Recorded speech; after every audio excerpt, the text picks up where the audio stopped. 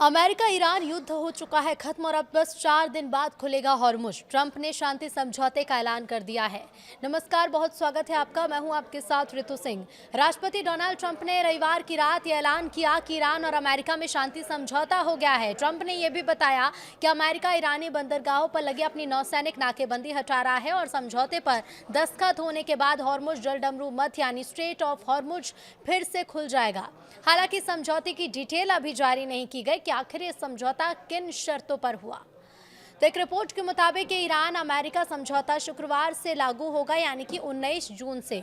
उसी दिन स्विट्जरलैंड में समझौते पर दस्तखत का कार्यक्रम तय है। अमेरिकी उपराष्ट्रपति जेडी वेंस ने कहा है कि वो वहां मौजूद रहेंगे और ट्रंप भी इसमें शामिल हो सकते हैं।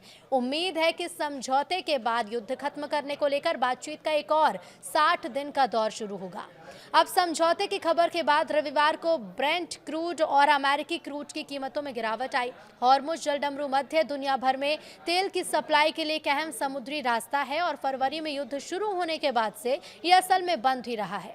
एक अमेरिकी अधिकारी का कहना है कि तेहरान नहीं चाहता था कि समझौते का ऐलान हो ईरान में आधी रात से पहले हो, क्योंकि उस समय ट्रंप का जन्मदिन होता है। उनकी बात मान ली गई। इसके कुछ ही मिनटों बाद ऐलान हुआ, जिससे ईरान में तो सोमवार हो गया, लेकिन अमेरिका में रविवार यानी ट्रंप का जन्मदिन था। पश्चिमी एशिया में लंबे समय से जारी तनाव के बीच अमेरिका और ईरान दोनों ही देशों ने शांति समझौते पर सहमति बनने का दावा किया है।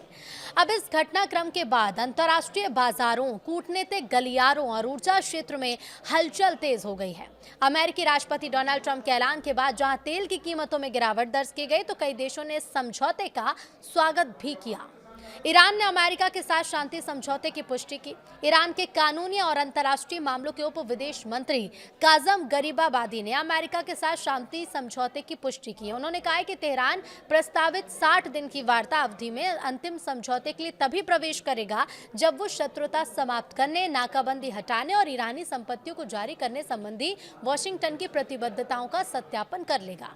ईरान के सरकारी संबद्ध प्रेस टीवी के मुताबिक गरीबाबादी ने कहा कि समझौते पर आधिकारिक हस्ताक्षर समारोह शुक्रवार को होगा। इसके बाद समझौता ज्ञापन सार्वजनिक किया जाएगा।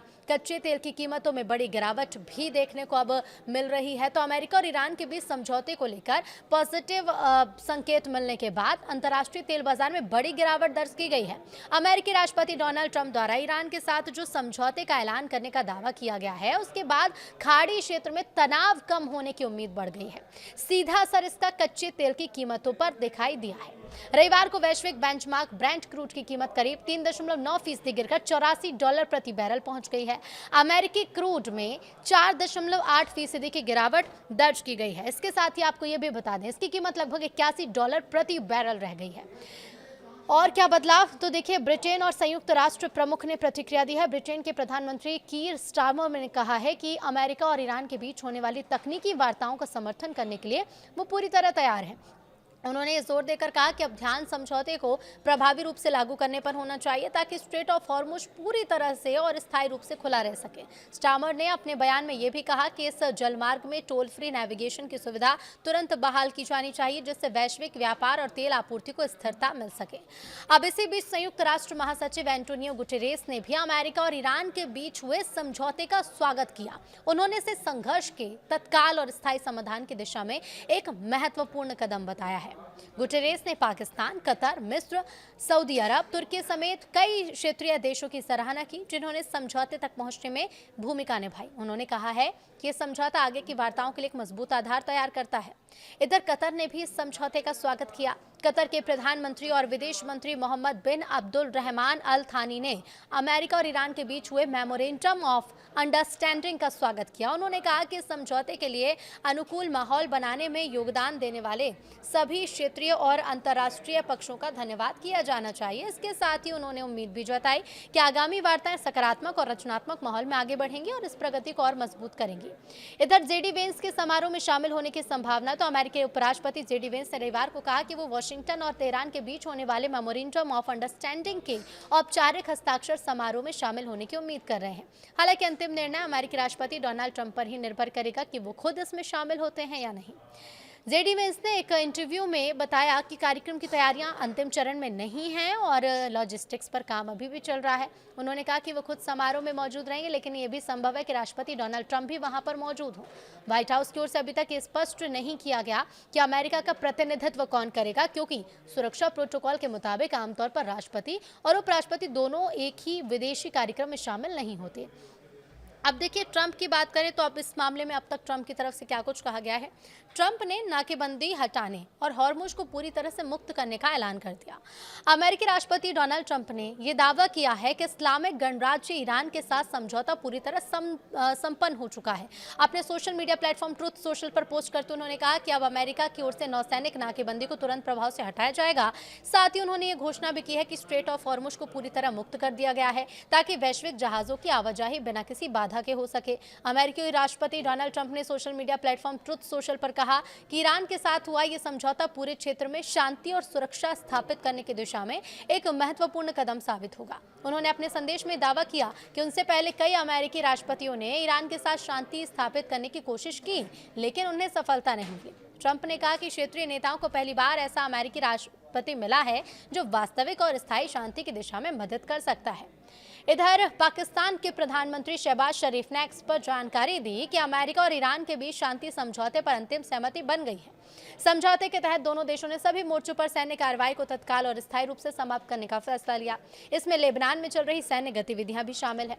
अब शहबाज शरीफ ने अपने संदेश में बताया कि इस ऐतिहासिक समझौते पर औपचारिक हस्ताक्षर समारोह 19 जून को स्विट्जरलैंड में ही आयोजित किया जाएगा। लेकिन इस समझौते से क्या बदलेगा? तो अमेरिका और ईरान के बीच समझौते की खबर ने वैश्विक ऊर्जा बाजार, कूटनीतिक संबंध और पश्चिम एशिया की स्थिरता को लेकर कई उम्मीदें पैदा कर दी हैं। सबसे बड़ा अपडेट तो यही है कि शेयर बाजार में आज काफी बढ़ोतरी देखने को मिली है। तेल कीमतों में आई गिरावट और समुद्री मार्गों को खोलने की घोषणा को इस समझौते के शुरुआती प्रभाव के रूप में ही देखा जा रहा है। तो देखिए, ईरान अमेरिका के बीच पीस डील को लेकर घोषणा मात्र से ही कच्चे तेल की वैश्विक कीमतें घटनी शुरू हो गई हैं। कच्चे तेल की कीमतों में 4% तक की गिरावट आ चुकी है और ये सोमवार यानी 15 जून आज के दिन सुबह $84 प्रति बैरल से भी नीचे आ चुका है।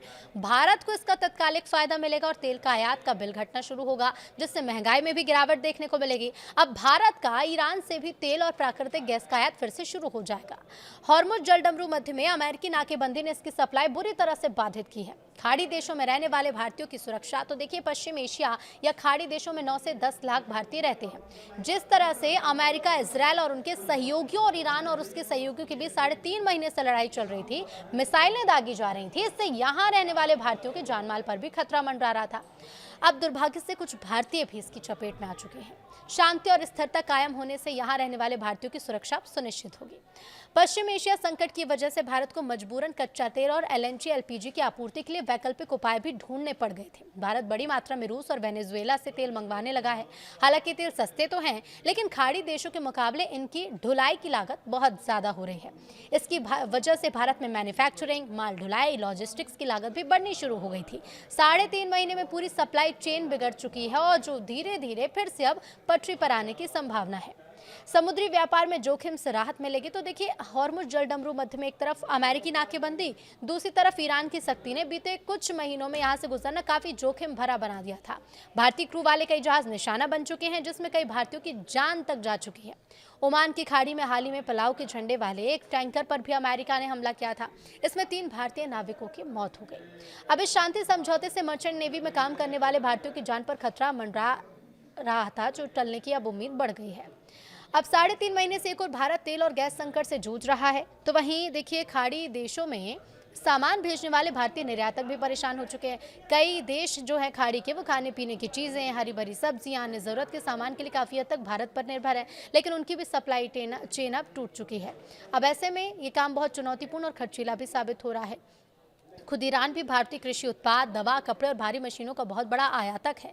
इस शांति समझौते से भारत के निर्यातक और खाड़ी देश के जो आयातक हैं, उन्हें भी बहुत बड़ा फायदा होने की उम्मीद है।